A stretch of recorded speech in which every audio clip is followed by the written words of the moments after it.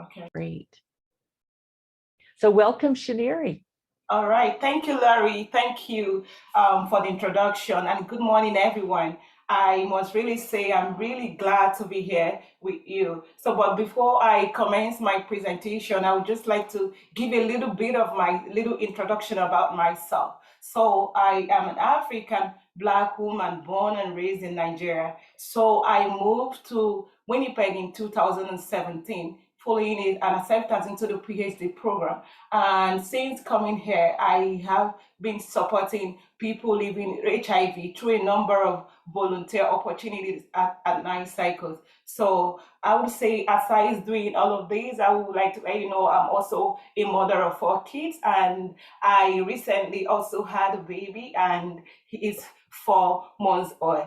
So that is a little bit about myself. So before I start the presentation, I want you to also, think and reflect around this key question around, like, if I were to ask you, how would you describe African, Caribbean, and Black community in Winnipeg? Okay, so before I make this presentation, I wanted to think about that. I'm here, as I mentioned, to give a presentation of my ongoing PhD research work that focuses on HIV perspectives on HIV care and support services for African, Caribbean, and Black women living with HIV in Winnipeg. This study, I would say, is supervised by Dr. Andrew Hatala, and I have my committee members, Dr. Roberta Woodgate and Dr. Javio Mione. This study is also, sorry, I just want to put up my slideshow. This study is also a collaboration with Nine Cycles Community Health Center. So why am I interested in HIV? Why ACB women in Winnipeg? So over the years, there has been an increase in HIV prevalence in Canada. HIV continues to be an increasing complex condition and disproportionately affects marginalized population groups. According to Manitoba HIV report, at the end of 2018, approximately 1,400 people living with HIV were receiving care. 40% of these clients who entered care were female. Although people from indigenous background tend to have the highest incident rates historically, people from African, Caribbean, and Black community have become increasingly more impacted. ACB women accounted 51% of all female HIV infections in 2017. So, given the disproportionate representation of ACB women in new HIV infection, this does not only reinforce the need to look at the broader external factors that increases ACB women's risk of HIV, but there is need for an examination of HIV care and support services that is in place for women living with HIV in Winnipeg. I mean, ACB women living with HIV in Winnipeg. So people living in HIV need to access HIV care and support.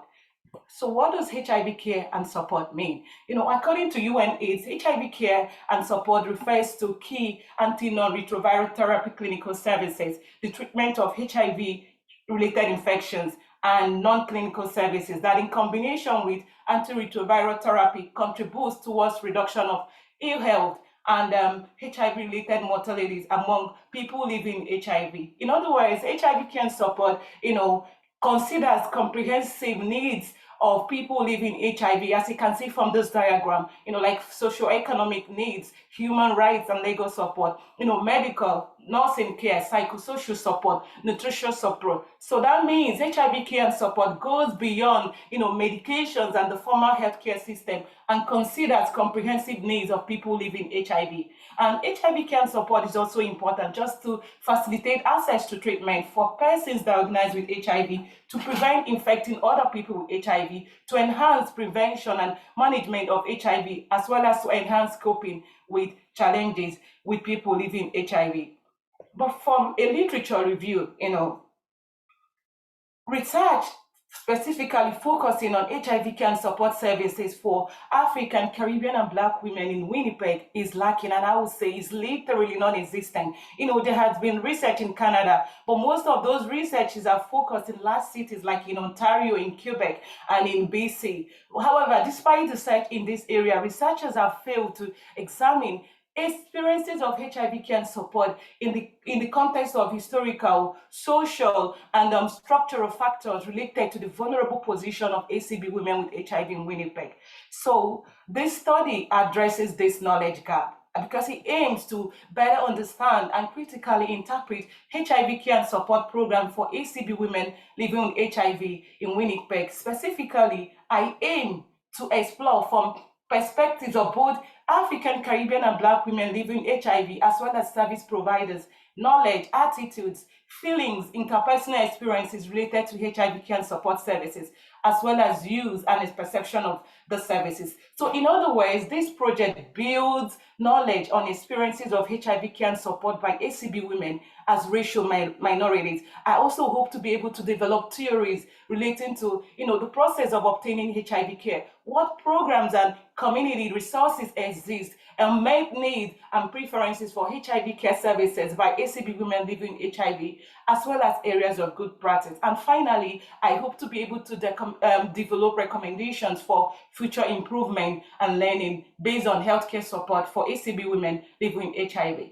So is this research is really significant because, first of all, it addresses a critical gap in our understanding of HIV care experiences and needs of ACB women with HIV. It also includes, ACB women's wealth of knowledge and experience. And the inclusion of ACB women will not only generate novel insights, it will provide important insider information that is typically unattainable by an outside scientific researcher. This research is also important because interviews with service providers will also provide critical information around use, barriers and facilitators to care, and inform current and future HIV care support programs that are targeted towards ACB women living with HIV in Winnipeg. So for my methods and analysis, to be able to address this study's primary aims and objectives. So this research was situated in a social constructionist epistemological perspective and employed a qualitative research design informed by critical race theory and feminist race theory, and as well incorporated intersectionality and grounded theory method for analysis. So why did I choose social constructionism? Social constructionism will facilitate, access of experiences HIV positive women as well as service providers based on the social relationship and as well as interaction with the social context, the cultural context, and the historical context. The qualitative methodology is also ideal because qualitative method designs facilitate access of perspective of the women and also service providers. Critical race theory, on the other hand, is an interpretative framework, that is used to describe position of marginalized population groups, and is also most from the viewpoints of this participant, and is most applicable in public health investigation where ethnic identity is associated with health outcome. I also incorporated feminist theory, and because feminist theory focuses on women and issues that women face, as well as institutions that frame those lived realities of women. So ACB women living HIV are often marginalized and relegated. So feminist theory is ideal because it allows and encourages research partnerships with marginalized ACB women group and as well allow for their voices to be included. So to be able to gather data from this research, I also employed a semi-structured interview, and interviews were conducted separately for African, Caribbean, and Black women, and also differently for service providers. For this study, I expected to enroll 30 participants, 15 ACB women with HIV, and 15 care providers. I also adopted a grounded theory analysis because grounded theory will help to, identify new themes relating to care and support that evolved in the data, as well as themes identified by intersectional approach guiding this study. how did I recruit HCB women and service providers? Considering the culture and diversity of HIV positive women, a number of strategies was mapped out to use and recruit ACB women as well as service providers. So I had like flyers and like community partner website, like referrals and word of mouth, as well as purposive sampling and snowballing. Interview with care providers. So, as I mentioned earlier on, interview were conducted separately both for ACB women with HIV and service providers. So, for service providers, interviews were conducted online or any location, as specified by participant. And some of the questions that the interview asked was like around, ACB community, ACB women living HIV community. Questions also included like staff awareness of HIV programs for ACB positive women in Winnipeg, including assessment of healthcare services and staff, and then finally any recommendations for improving and expanding services. For ACB women living with HIV, interviews were done in two sections. This was, just to be able to allow the women to think and reflect on their stories. Interviews along with health staff was also done online or or in a location as participant wished for it to be. And interview questions also focused on the first section interview generally asked women questions around their experiences of HIV care and support. The second section focused on their experiences as it relates to HIV care and support services in Winnipeg. There were other questions that also focused on like the social cultural context and impact on ACB women, and if there were any unmet needs and preferences for services. However, prior to doing the interviews with ACB women and service providers, I also asked a series of demographic questions to participants. So at this section, I want to now be able to share with you where I am with my research, in terms of the number of people that I have been able to enroll so far in my research. So to date, I've been able to enroll 23 participants, 11 from ACB women community living HIV, as well as 12 people service providers. So for ACB women, I have been able to complete 19 interviews. Remember, I said it's interview for ACB women was in two sections. So far, I have completed 19 interviews for African, Caribbean, and Black women living HIV. One person was not able to continue with the study, and then I'm yet to do the one interview. So for ACB women. Under gender and ethnicity, most ACB participants that I interviewed self-identified as African, Black, and as females. For service providers, I have completed 12 interviews and I didn't have any withdrawal, and I've done all the interviews. So for ethnicity, I had a good number of health staff there were from African, Caribbean, African, Black, 8 people, and then 3 people self-identified as white, and then 1 is biracial. For gender, I have women, 8 women, and men, 4 men. So in total, I have done 31 interviews. So in the next section, I want to be able to share with you all, the findings around how service providers and African, Caribbean, and Black women that I spoke with describe African ACB community in general, as well as ACB women living with HIV in Winnipeg. So participants shared various descriptions of ACB community and ACB women community living with HIV in Winnipeg, which I have classified into these 4 themes. One of it is as immigrants and people of African or Black descent, people with struggles and a strong will to survive. And then the third theme that emerged from the description of ACB community is ACB being referred to as separate communities with a social distance. Like African and Caribbean people referred African Caribbean community as a separate community with a social distance. And then the fourth thing, which was also interesting to say, is the fact that people, particularly ACB women, spoke about ACB community as being unsupportive, secretive, and has that belief in isolation. So I'm going to run you through these quotes, like these things, one after the other. So a number of participants that I interviewed, what was very common response with the fact that participants, identified ACB community as being immigrants that have come from somewhere. It could be like from African countries or Caribbean country, but the thing, African,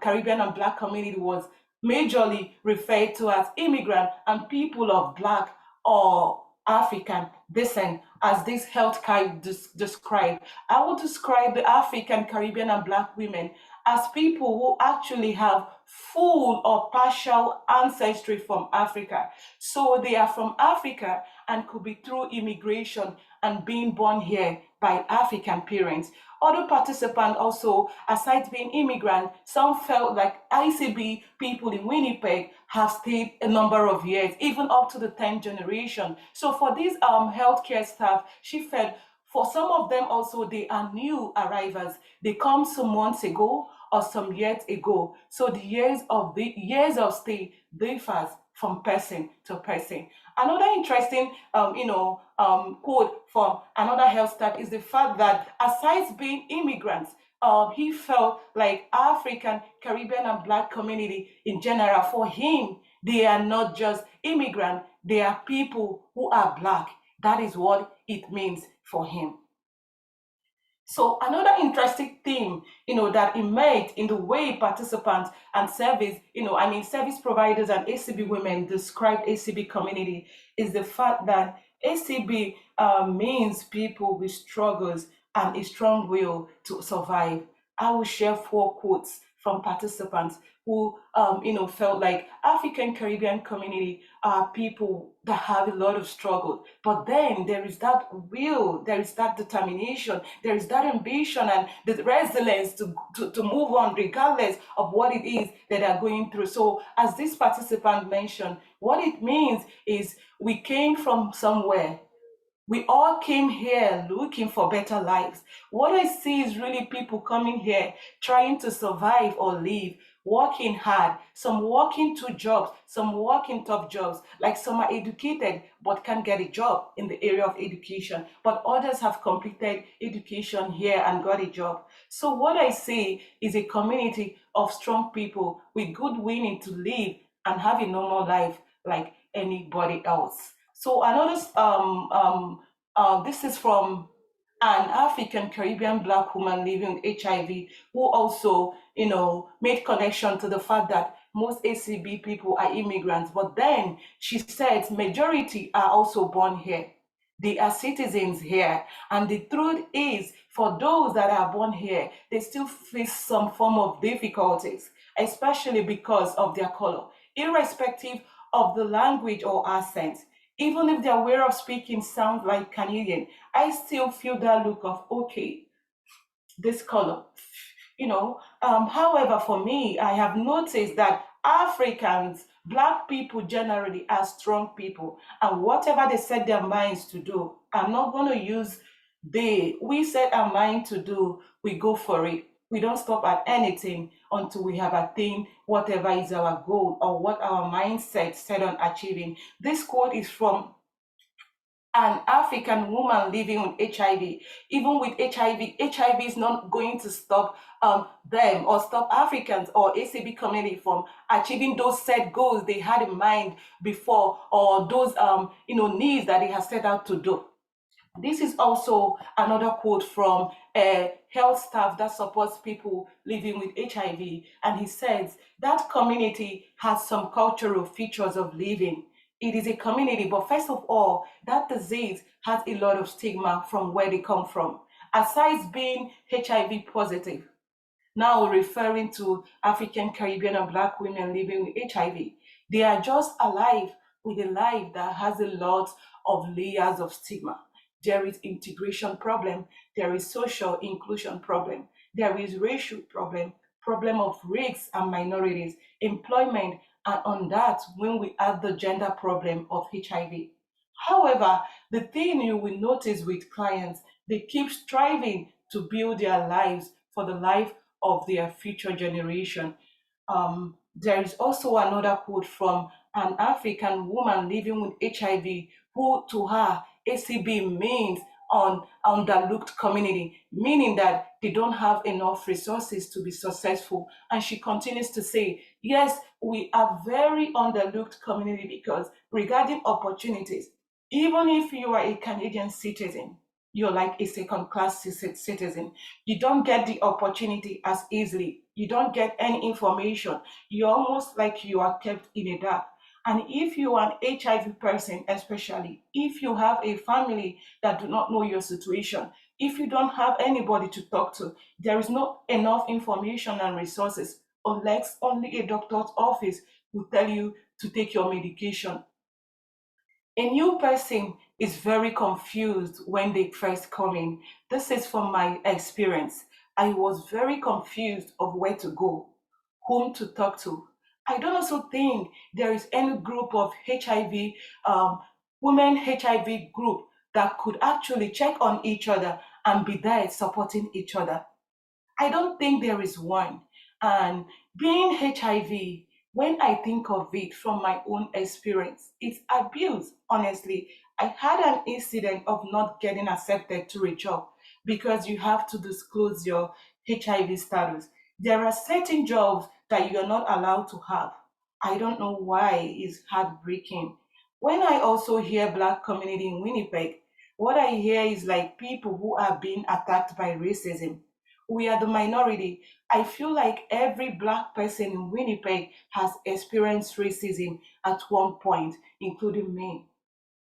But notwithstanding, they are very united community and very quick to adapting. It was a common response how, like staff and some ACB women, discussed African community as people with a lot of difficulties and struggle. But there is that goal, to support their family. There is the goal to continue to live and strive regardless of everything that they face.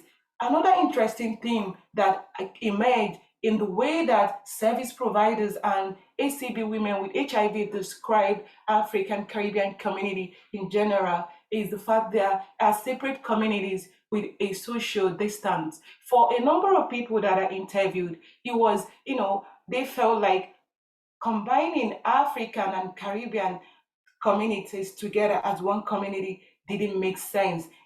They are two separate communities. And moreover, they felt there was like a social gap between those community and shouldn't be, considered as one community. The participant says it is people that came from their countries, from African and from Caribbean, living in Winnipeg, but we are trying to get them to be one community. But in my view, these people are two communities, Caribbeans and Africans, because I have realized there is a gap. It looks like a conflict because Caribbeans, until now, they have a concern.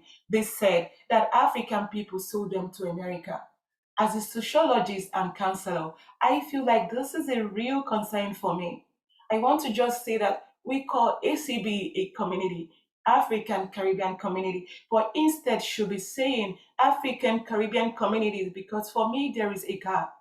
The gap to me is like a big social distance. Social distance is about relationships between people. And when our relationship is very closer, then we say the social distance is getting smaller. And when we are fighting, that means that the social distance is huge. So I am saying as a sociologist, there is a huge social distance between Africans and Caribbean.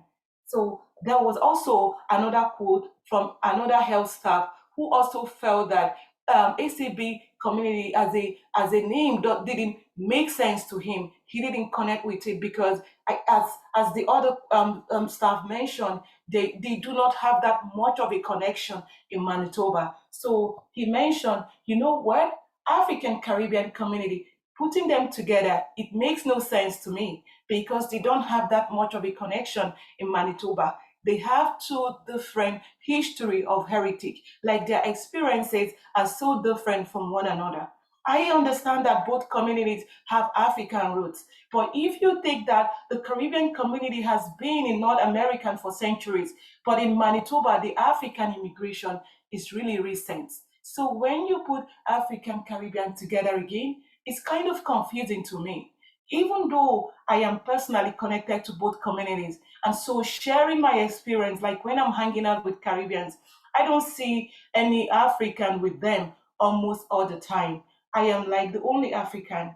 There have been some efforts to bridge those communities together, but as a reality, it is not the same. So that is why when you put them together for me, it makes no sense at all.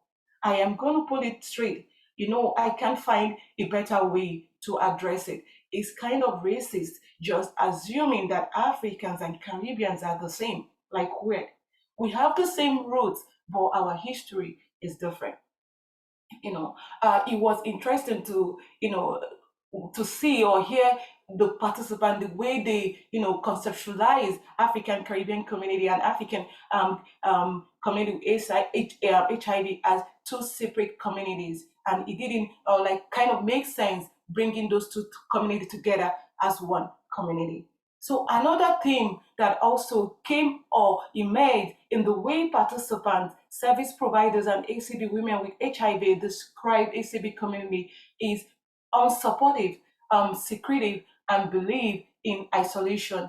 This is a quote from an African woman living with HIV who felt like the ACB community here in Winnipeg is not strong and is not supportive. As she says, I don't feel good so much about African, Caribbean, and Black group because they are not as strong as like other community. I feel like they don't support each other. Not like in social life, but like in HIV care. I think for me, it's because of lack of knowledge. Maybe they don't know about HIV, no detail. They don't know how it transmits from person to person, or they are afraid because of culture, gossip or being judged by people. I don't know if it's because of that, but they don't support each other. I knew that. For me, in my area, they don't support me. They don't understand me even when I bring ideas when we talk about HIV. I don't get good feedback when discussing with friends from African community. They always judge people with HIV. They feel like those people don't have a very good lifestyle. That is not good at all. So that is why, like I said, they don't support each other. They are not strong. This was a very common response among ACB women with HIV that I spoke with. The fact that ACB community in Winnipeg are unsupportive. There is a lot of stigma. There's a lot of discrimination. For that reason, they feel so much unsupported. They feel so much isolated. There is also another quote from a healthcare staff that's supporting people living HIV. He said, "Knowing African and being African, I don't know. I don't know. I know that HIV people don't disclose it openly. It is difficult, really, to see that people will come out openly that they are HIV positive. They say no and are far from that disease. Even though I say here the community or the society here has quite resources to help. But because that community believe in that isolation and that fear, they are still perceiving this disease as a shame to come out and say that, yes, I have that disease. I am taking my medication. So be open to people in some way. Whereby a simple flu, you can say I have a flu, and people will advise you to go take your hot tea or take your soup. People don't do that when they have HIV. They say no. That community, to call it in a bracket, people are just secretive. It's just a cultural feature. It's a disease people believe come from prostitution and the other way. But is it a disease that's prevalent in that community? Yes, the disease is there, I can say. You know, um, Service providers and healthcare staff, spoke about ACB community as, not being open. I can guess from the other ACB African Caribbean Black women who felt like they're not unsupported because there's a lot of stigma. That's why a lot of people from ACB community living with HIV are very unwilling to disclose or even be open about their status. So for all of these descriptions and conceptualizations of ACB community, there are quite a number of implications given the way that service providers and ACB women describe ACB community. Due to stigma and other issues, ACB women with HIV in Winnipeg are less likely to talk openly and honestly about HIV. And HIV positive women are also less likely to socialize within ACB community. As one ACB woman explains this, this is an African woman, who has come from Africa to Canada. Coming from Africa, she had a lot of expectations. She expected like, oh, I would come to Canada, I would be more free. Comparing from Africa, where like HIV is like a death sentence because access to medication is limited and there's a lot of, kind of a death toll. So she felt like coming from Africa to Canada, it was going to be a different experience where she's able to openly talk about her status, contribute in the community and change, and change lives, especially for those that are newly diagnosed with HIV from ACB community. But that was not the case. She could not believe that she would come to Canada and be hiding herself, as she narrates. Before I came here, I expected like lots of stuff. I expected like to become freer, talk more about HIV, work with HIV, like HIV organization, or just even for myself, like in my community. I wanted to pull awareness just to become a model, just to become example for others, but and just to tell my story to others. I couldn't expect that I would be hiding myself just behind people, my friends, and now behind my community, even. I don't want to just talk about my stuff with others. If you just say I am HIV positive, no one could just want to become close to you, like friends, no matter what you know. Yes, that is why I just close myself. This quote really is huge for me, and I feel like it goes a long way to demonstrate how, due to stigma and discrimination, how that really affects ACB women living with HIV in Winnipeg. So for a lot of ACB women with HIV, they are not able, they as this other woman says, she can't trust her community. People talk and there is stigma with it. Another implication is the fact that experiences of stigma and discrimination can also lead and account for a very significant decrease in uptake of HIV support program. This is also exemplified in this quote by an African woman with HIV who said, "Oh, honestly speaking, I don't get involved as much in as in night cycles. Anything night cycles other than seeing a doctor. This is because of stigma. ACB people, instead of talking about HIV, people will talk among themselves. They will destroy you. Trust me, if you have HIV, our people do not accept anybody. That I have come to witness. So from that experience, I decided to keep to myself. If I did not find night cycles, I wouldn't go anywhere else. I wouldn't have had a doctor. I wouldn't have told anyone. I would have just kept it that way. I would have eventually, they would have found out and I would have been dead or mentally incapacitated to live life, to actually live life. This is so, so, so huge. However, on the other hand, ACB women also similarly are also likely not to connect to support programs if women feel unsupported and judged. This also demonstrates the fact that stigma is still very, very within the African Caribbean community. Especially, it shows how African Caribbean and Black women living HIV are not just able to openly discuss their issues just for the sake that they do not want to be judged, they do not want to be relegated or marginalized. So, but however, the determination, that zeal, that ambition and of African Caribbean women to support their families and achieve set goals can also impact HIV care use and support women's day-to-day experiences. So this is another quote from a health staff that supports people living with HIV, sharing his experience with African, Caribbean, and Black community women living with HIV.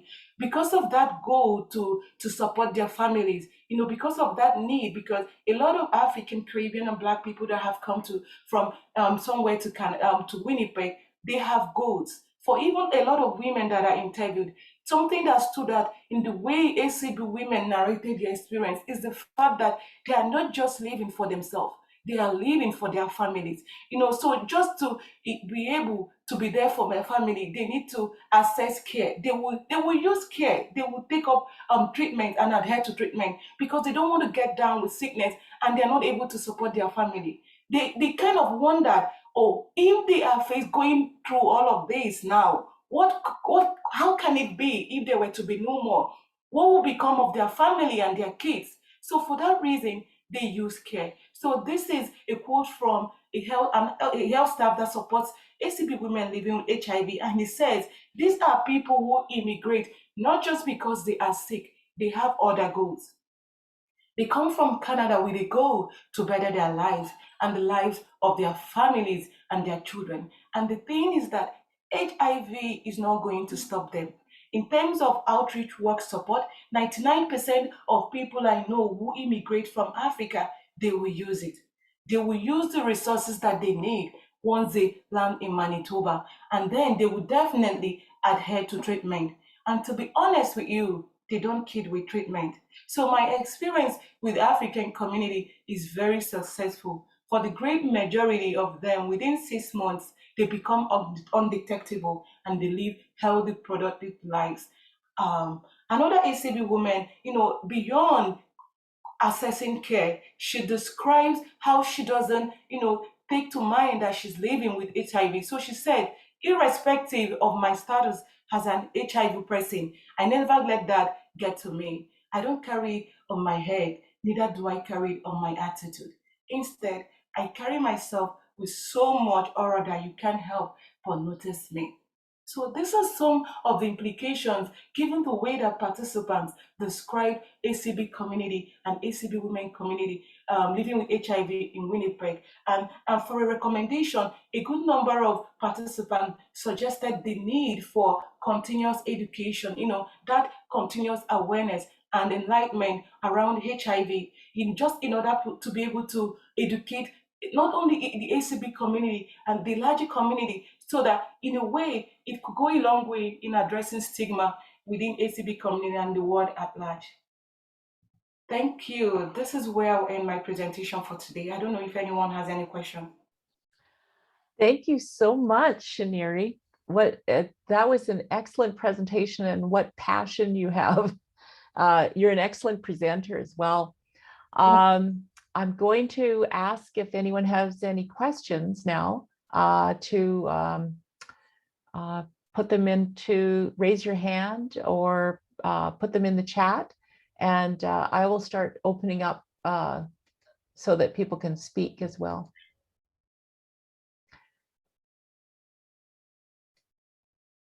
So go ahead and pop in any comments or questions into the chat.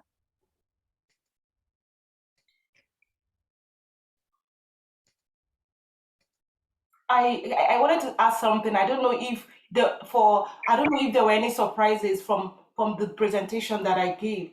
I don't know if anything stood out.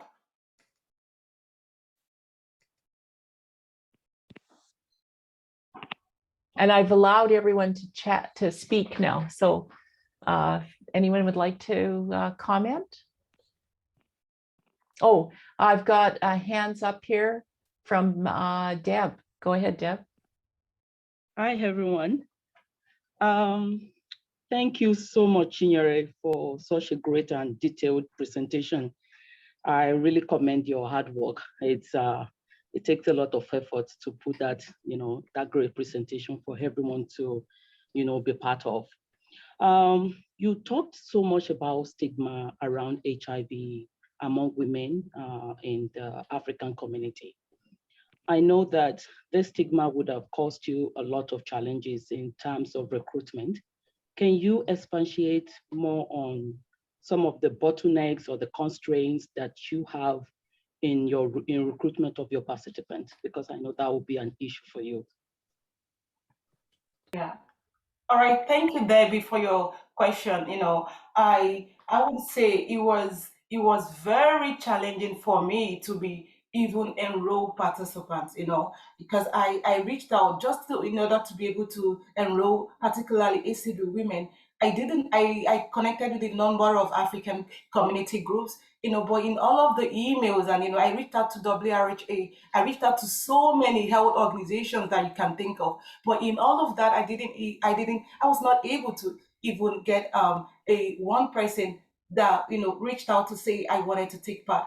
It was difficult. But what really worked well for me is the fact that, a number of Night Cycle staff referred participants to me. So with participant consent, I was given their contact, I called and I scheduled and we had meetings, in order to be able to make sure that I'm able to interview participants. I had times where I did interviews in the midnight because that is the time that worked for the participant. So I would say it was a lot of work, it was challenging, but I thank, staff at MySec who reached out and helped me to enroll some of the people that I interacted in the interview. Thanks, Chinyere. Stephanie, you have a question. Hi, Chinyere. I don't have a question. I just have a comment. I just wanted to say I really enjoyed your presentation and I knew you could do this work, and I wanted to thank you for your work. I think it's wonderful. And I just, maybe if you want to talk about where you plan to go with this, that might be interesting for me. But congratulations, it was great to be here today. Sorry, it's not very clear, Stephanie. I didn't get your last question. Oh, I was just saying, what do you want to do with your work now that you've kind of completed gathering your data? What do you plan to do? For my data, like I said, this is still an ongoing PhD research work.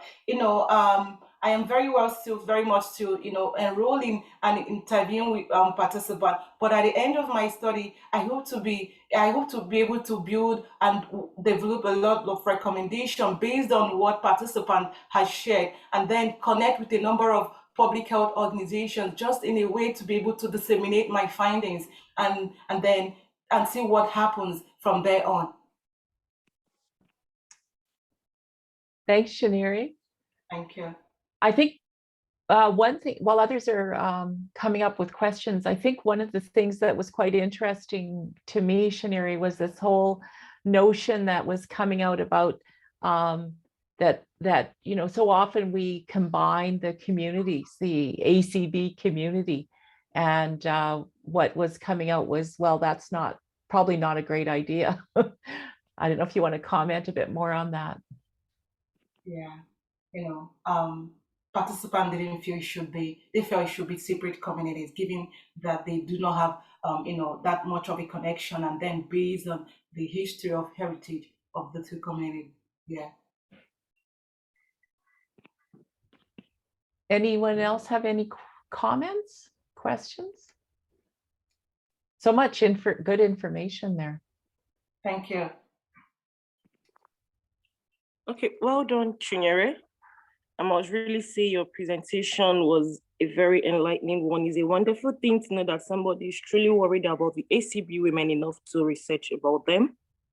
I also commend your research methodology. I think it's very inclusive. We'll have real life participants, both from the ACB women living with HIV and also from the health workers. right? As you said, your work is still an ongoing one. So I'm really looking forward to the conclusion of this research, because as much as it's being said out there, it's a painful thing that there are still people who try to stigmatize people who living with HIV. So I'm very sure that your research would go a long way in providing solutions to some of these challenges that ACB women face. And I also want to use this platform to say well done to 9 Cycles. I have heard about 9 Cycles all the way when I was still in Nigeria, for my sister and all. So I think it's a great platform you have out there.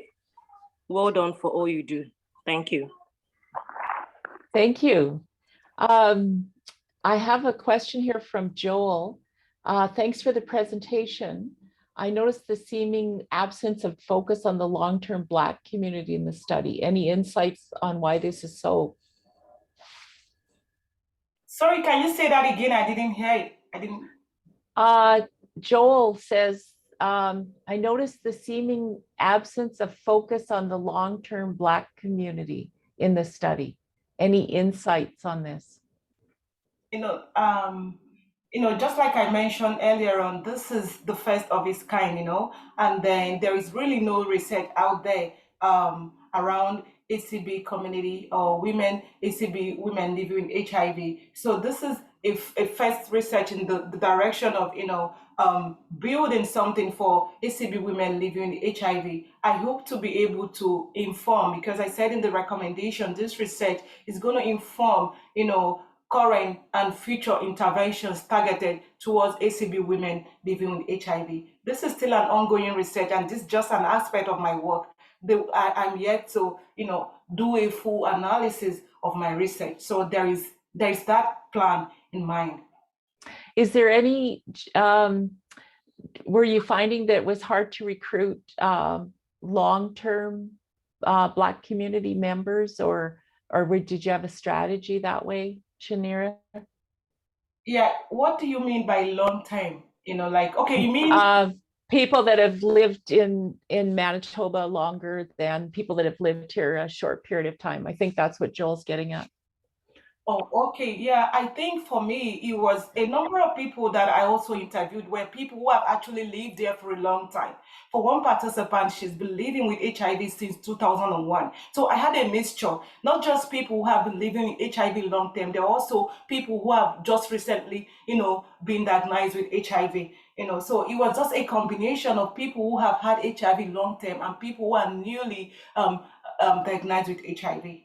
Yeah, so it was a mix. Okay. Any other questions or comments?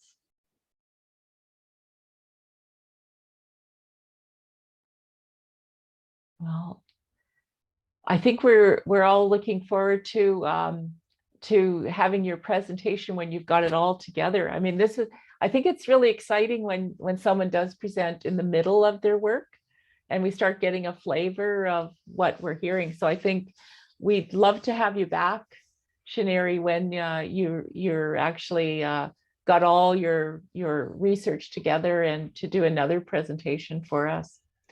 We've got another question here from, I just can't see, I think it's Olenka. Okay. Yes, hi, it's Olayinka. Hi, Chinyere. Thanks for sharing your research work with us. Amazing, honestly, because it's really interesting. The fact that you're looking at African Caribbean women, the experiences here in Canada. Genuinely, I really must say, because in myself, I'm also into research around homelessness and women. It's really interesting when we are looking at the experiences and also to show the world how these women feel. And I really want to see the end of this research, I must say, because it's really going to kind of give voices to this marginalized population in Canada. Yeah, the truth is, when we look at stigma, people feel, oh, in developed countries, it's not. It's something that has been kind of, a lot of research has been done around, a lot of interventions to minimize this. Unfortunately, we're seeing that it's still ongoing. People are still being marginalized. And I really like the fact that you are you're helping these women raise their voices around this issue. Yeah, well done, well done, well done. Yeah. All right, thank you. Thank you. Deb, do you have another question? No, not at all. I just want to commend Chinyere for that presentation. She's really, she's really done a great work. During the presentation, I just wonder what is really going on, and I come to the realization that though we are in Canada as immigrants, but there is still a lot of stigma from Africa, and we still brought the stigma down here in Winnipeg, and we're still living that life of stigma. So I just hope that this research go along with creating awareness for healthcare workers and people living with HIV to come forward and share their experiences, because in sharing their experiences, there will be more awareness around HIV. Thank you, Chinyere. That was a great work. I really commend you. Thank you. Thank you. Well, thank you, Chinyere. It was fantastic to have your presentation. Raised a lot of great thoughts for all of us. We, as I said, look forward to having you back again when you're ready. Even if maybe it's the middle of another piece that you want to present before the final, you can do that as well. Okay. So, and also, please, I sent a link there. Please fill out the evaluation. And if any of you would like to do a presentation, see, it's not that bad. It's not that scary, was it, Chinyere? We do these once a month, not in the summer months, but throughout the year. So this was the first of the 21-22 season. But fill it out in the evaluation. Let me know if you're interested and we'll get in touch. So thanks, everyone, and have a fantastic day. Thank you for listening.